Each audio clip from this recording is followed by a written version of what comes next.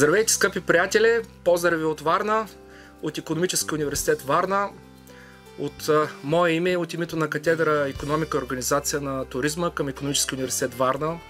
Искам да ви поздравя с вашия 10 годишен юбилей. За всичко това, което сте свършили до момента, за всички ваши успехи, постижения в направленията, които се развивате. Също така ви пожелаваме от сърце да имате нови творчески дръзновения, да вървите във вашия път, да не се колебаете пред никакви препятствия, пред никакви обстоятелства, да развивате международно сътрудничество, а там потенциалът е много голям, особено с различни институции в България, включително с нашия университет.